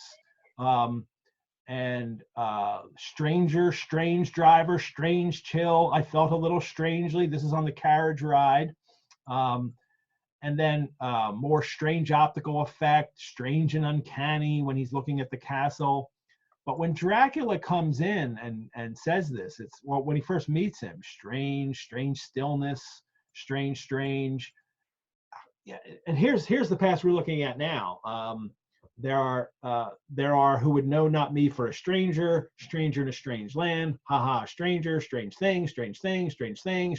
It's when you go and then see this, you're like, dude, you're not a great writer. You could have come up with different ways. And that's I think that is not a way that I read books. And that's not a way I read literature. That is a very effete, a way that we were taught to read. Great literature was supposed to not do this kind of thing. But I disagree. I think an author, when they're writing, this kind of comes out, and it's the emphasis that they want to place on a text. And yes, maybe you might notice it as you were reading, and then it might kind of stick out and not have the same effect because it seems like it's, designed. But I never noticed this the first, I don't know how many times I read this book. And it's only later coming in and going back to it and seeing this kind of thing, this cluster of stranges that we get here it's because Stoker has this idea in his head of strangeness, and that's the word that keeps coming out to describe it. Now, he could certainly come up with other words. He could use a thesaurus. That's not good writing. You want it to come out of you, and I don't find it obvious when I read it. But I do. But when I go back and find it, then I realize that's what's going on. That's what this whole first part of Jonathan's journey is about, is strangeness and discovering strangeness. And then Stoker, as a great artist, I think, doubles down on it with the character of Dracula himself and associates him with strangeness. And I find that fascinating. So It's funny that you point that out, because that said it was in there 115 times. 115 uses of the word And strange. I never noticed that till it was pointed out to me. But voluptuous, I think, is less than 20 that is in there, and I noticed that one. Yeah, because that's concentrated, and and that word voluptuous is a little bit different. Someone in the chat asks, is this where Heinlein got his title? Actually, Stranger in a Strange Land comes from the Bible. It is a verse in the Bible. It's Old Testament. I'm sure it's in a note somewhere that I have in one of my editions. And that's another thing that's interesting about Dracula using that phrase is he's pulling a well-known phrase that is biblical. Do you have that note? I got it right here, Ed. It's from Exodus. Exodus, yeah. So there you go. And talk about a book to use, Exodus, about people having to go to another land. Well, in Exodus, it's leave the land where they are strangers. Maybe that's what it's even about in Egypt, and going to their own place. But in this book, we have Dracula going from the place where he is very tied to the land to a place where he is looking to be the hunter and conquer. So that's my strange word spiel that I had to give today. So good. And there's words all the time. Like shortly after this, Dracula's talking about blood. Okay, we're finally getting some history into his life. And this is one of the things that these speeches kind of lead people to think that, oh, he's really talking about Vlad Tepes, the person, the name. He gets Dracula from him. I still don't buy into that. But in any case, he's talking about, after all these stranges, again, he explains the blue flames to Jonathan that we went through last time. Did you have anything on that to add? I did not. Okay, good. But he talks about why there is hardly a foot of soil in all this region that has not been enriched by the blood of men, patriots, or invaders. And that sticks out to me because I think it's the first mention of blood in the book. And it's mentioned in a way that it's about their blood that they shed during battle, but it also is all about their blood of their race and kind of, it's about race and warriors. It's not just about the glory battle, it's about the nationalism. The blood of these people is their, kind of represents who they are as warriors in fighting over this land. And then I look up blood, and it's 121 times in the book, which I figured it was going to be a lot, and it is. To use that word blood, bloody, I don't know if bleed or bleeding even come into there. But it is something that will come up again as Dracula talks about himself. He will bring up this idea of blood again and race and these warriors. And this is the first instance we have with it. Yeah, for a book about vampires, it's odd that the first mention of blood isn't about a vampire attack. It is about him talking about warriors shedding their blood and what they represent. And then we got more teeth. Jonathan again notices his long, sharp canine teeth, which showed out strangely. So more teeth. Jonathan asks him about the gold. Last week, somebody had mentioned that, like, oh, hey, how come there could be all this gold out there? Wouldn't Dracula found all the gold by now? And Dracula even explains that to Jonathan, that there is that there would be few opportunities for people to find the gold. Like the peasants can't find the gold because they don't have the courage to find the gold. So Dracula kind of tries to address that fact that, of course, all the gold wouldn't have been found, so you can still find gold. We get more clues about what's going on in this castle. Shortly after that, Jonathan walks out of the room and he hears, like, I don't know, the dishes being moved around. And he goes back in and the table's cleared. And clearly Dracula has cleared the table and without Jonathan looking, which is it's like suddenly I'm in a Three's Company episode here where Jack Tripper has to clear the room out before somebody comes in who's supposed to see. It's like, it almost seems silly in a sense, but it is he has no servants. So Dracula has to care for his guest himself. It's interesting that Dracula's Guest is the title of that story that gets published later. Um, Jonathan is his guest, and he is the not just hosting him. He is really taking care of him. He's preparing his food. He's changing his bed linen. Well, I guess he winds up never doing that because things take a turn for the worse in a couple days. And so just a little example of there's something weird going on here, that the dishes are being cleared, but Jonathan still hasn't seen a servant. And then Carfax. We finally get some. There's the brat on the brat. We can skip that. The Carfax Abbey. Jonathan describes the place where the Count is moving to, that was chosen by his solicitors. Jonathan has taken photographs of it. I have taken with my Kodak views of it from various points. But before that, he says the estate is called Carfax. No doubt a corruption of the old quatre faces, as the house is four-sided.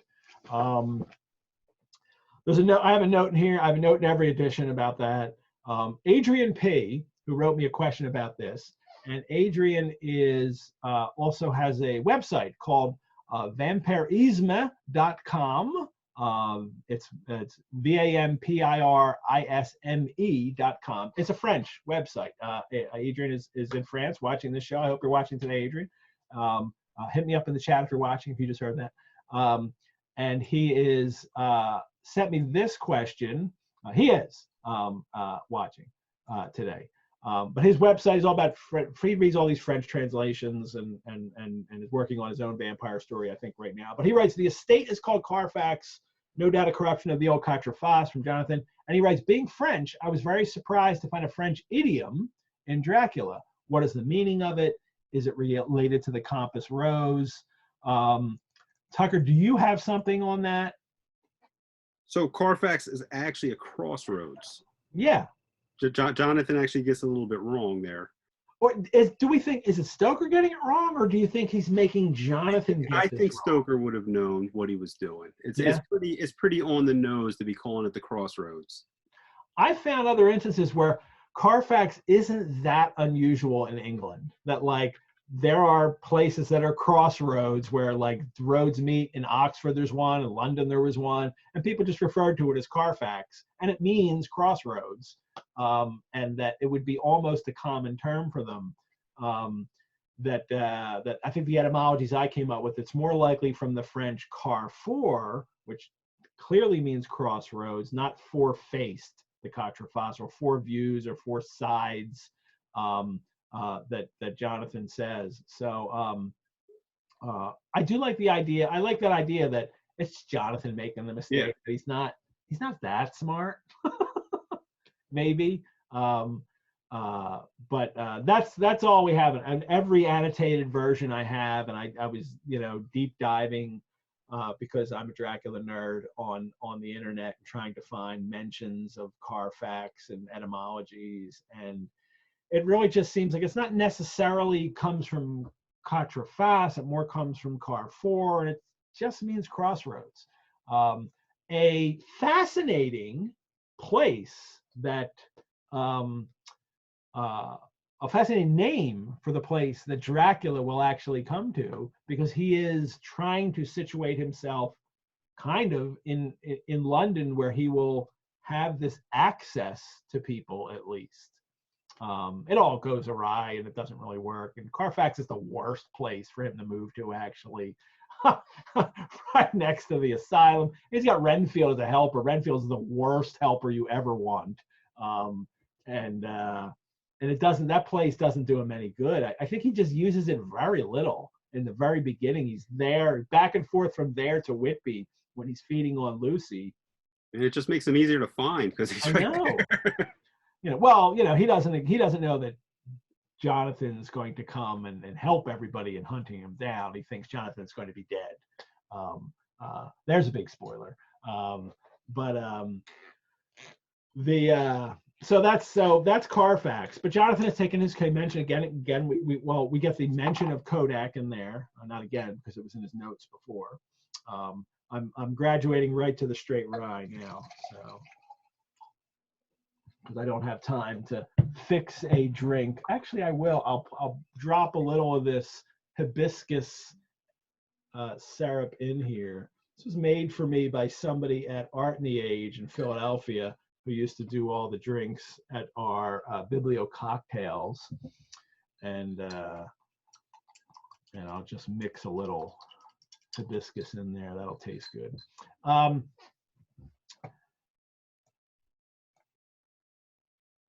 Dracula has this great speech. Oh, this is right here at this point. I love this. Jonathan's talking about Carfax. Dracula talking about the house and how he loves this. Oh, this old decrepit house. He loves this. And he says, we Transylvania nobles love not to think that our bones may be amongst the common dead. I seek not gaiety nor mirth, not the bright voluptuousness of much sunshines, first use in this book, and sparkling waters, which please the young and gay. I am no longer young, and my heart, through weary years of mourning over the dead, is not attuned to mirth. Moreover, the walls of my castle are broken, the shadows are many, and the wind breathes cold through the broken battlements and casements. I love the shade and the shadow, and I would be alone with my thoughts when I may. That is the most goth speech ever. And I mean that in a very modern sense of goth. Like that is something that if you are a modern day, goth person, someone really in the goth culture and darkness and I mean, Dracula is summing it all up right there. No wonder this, novel appeals. They have the great Whitby celebrations every year. They have a big celebration in Whitby, and goth culture shows up en masse to that kind of thing. Before this whole quarantine, we were actually in the process of planning our Whitby trip. Nice. I'll have to do that one day, and we'll talk about it, and maybe we can co-plan. Like when we'll have a crossover. Not that I would force you to vacation with me, but we would have a time when we were both there. It would be nice. So I'll think about that definitely. That's Dracula right there, right? Dead, shadows. Is the Where We Live in the Shadows? Is that an actual quote from Dracula, or is that just an idea like which you get kind of in here? I wonder. But I love that little speech, and that's the book we're reading. That's the kind of there are moments where this becomes this. He is this dark gothic creature, and he's going to explain to you why he is, and I really love it. It really works for me.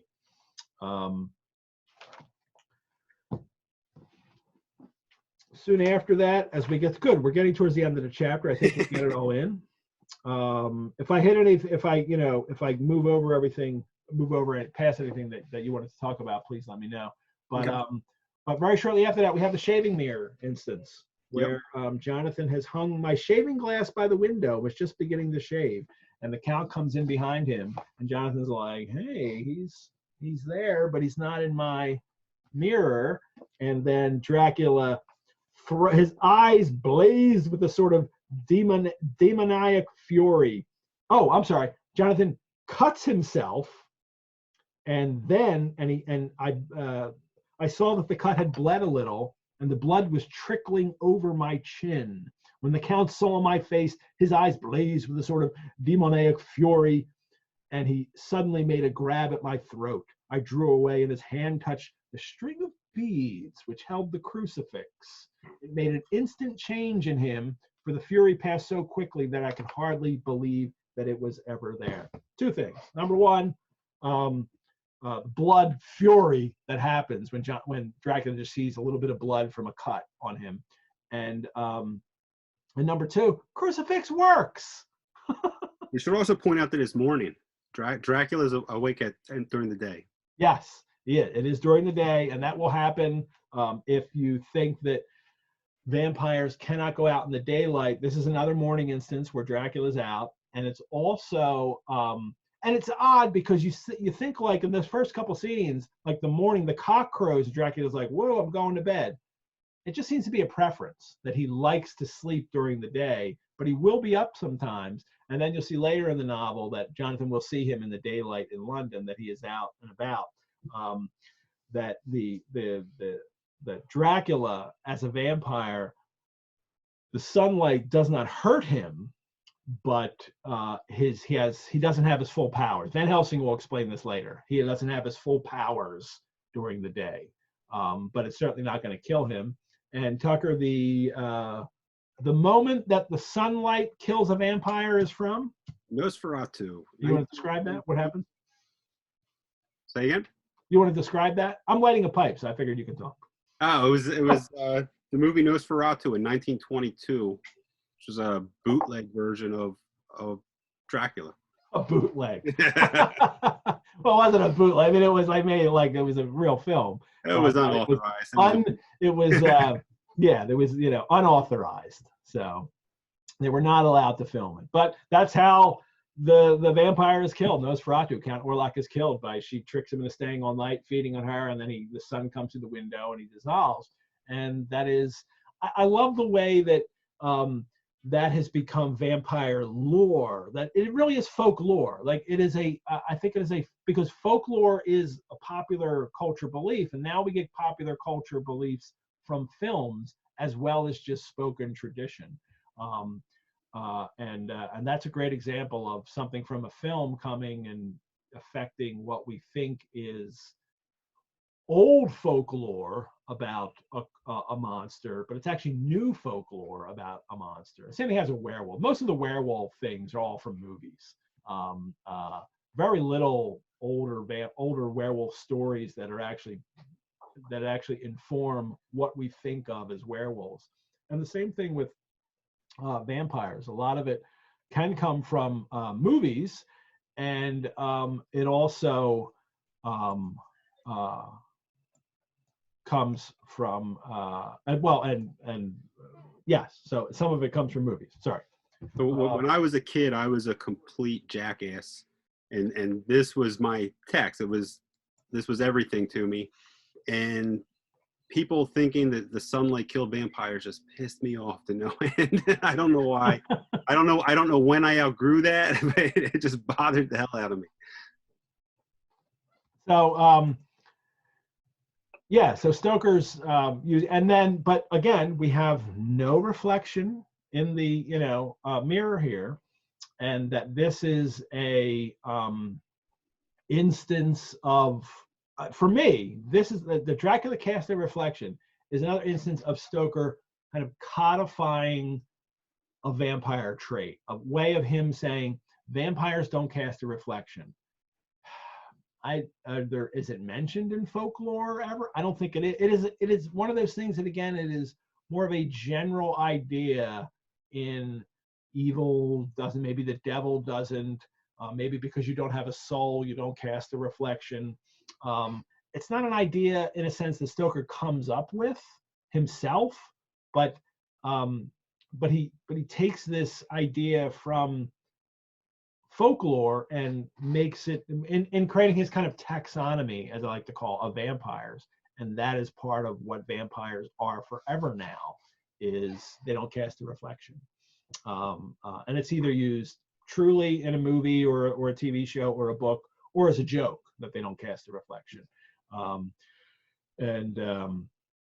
So the book is affecting, what we think of our vampires. Stoker is creating ways that make us think of vampires certain ways. Movies then based on this book will again do the same thing. This chapter ends. All right, did I get the chapter end? Did you have anything we didn't hit? I don't think so. Let me check my notes.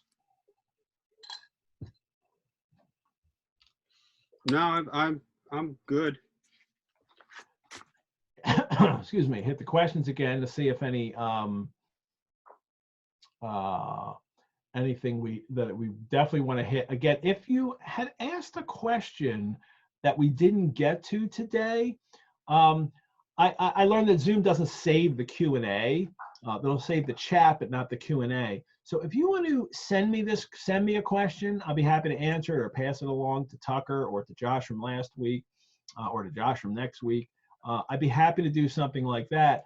But also, if you want to join our Facebook group, please join the Facebook group and ask a question on there, because I love getting a wealth of people who have answers to things, not just myself. Would be nice. So feel free to do that there. And we'll get into the end of this chapter. We'll end the show. It is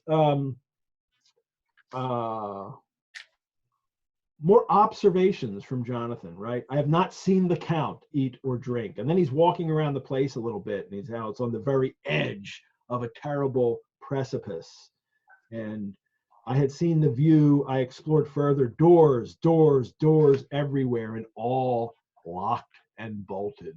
The castle is a veritable prison, and I am a prisoner.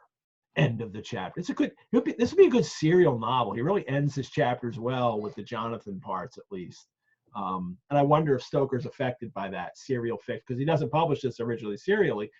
I wonder if he is thinking of that, though, as he's preparing his text. Having his chapters end like this seems like it would be a good serial ending. I am a prisoner. I think in America it was published serially first. It was. I'm trying to think of the newspaper. Can't remember now, but it is. It's a serial here first, and then when he signs a contract, when he is paid for it, it's not even a pirate serial, as would often happen because the international copyright laws are finally in place, and Stoker is taking advantage of that and having his novel serialized first and then published in a first edition. But Jonathan is a prisoner. This is the all the strangeness has led him to understand that, and Dracula trying to be nice to him and call him friend, which again is the way of him bringing him in. He calls Hawkins a friend, and referring to him. But it's not. You're in prison because you can't leave.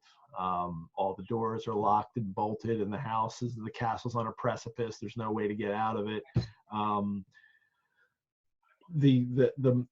That I think is the moment when he'll still have some interactions with Dracula and just conversations with him, but this seems to be the moment where Jonathan, that he's had misgivings up until now, and now he's realized that, oh no, I can't do anything. I'm powerless, because being a prisoner is powerless for him. And so this marks the moment where he's in Dracula's power. Right? You've seen the new Netflix series, right? Yeah, the BBC. The Davis one? Yeah. I like in that not only are there all the doors, but the castle's actually a maze that he can't even figure out till he finds the map. And that's an extra layer to the prison. That is interesting, and it kind of plays up a little bit too on that the Powers of Darkness translation. Is that the Icelandic translation where he really the kind of mapping out the place? Well, Jonathan will go through it a little bit too here, but that one has a certain room that's.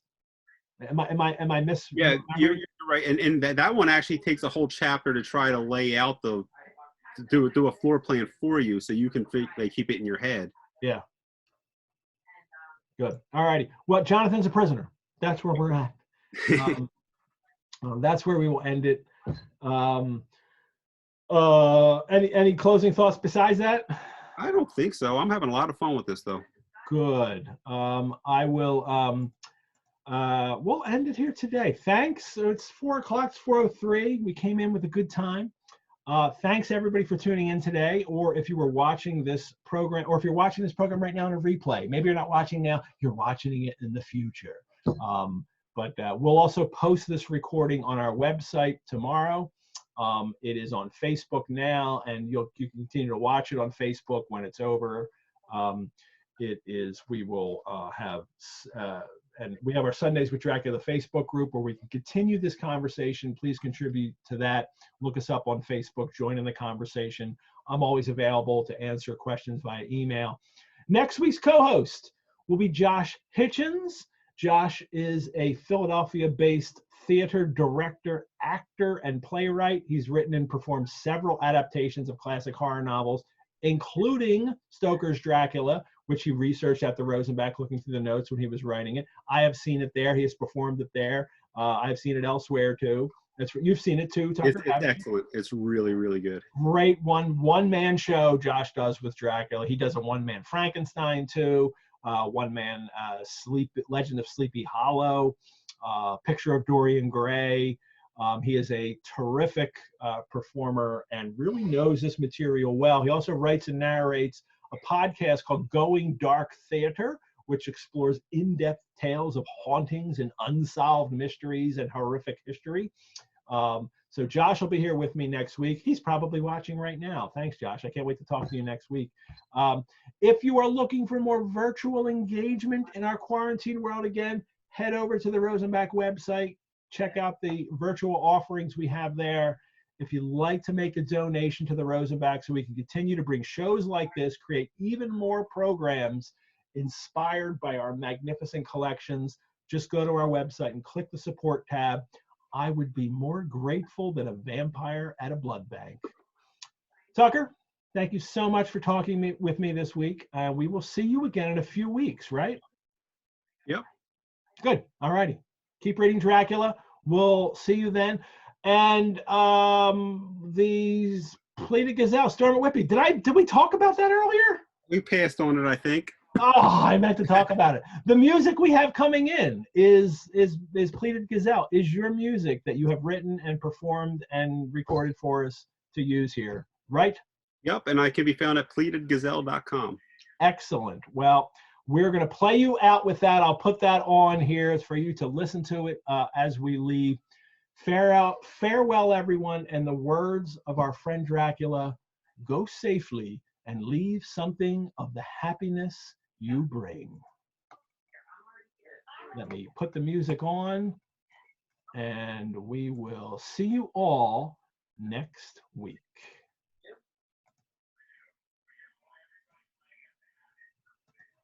I'm so slow with this.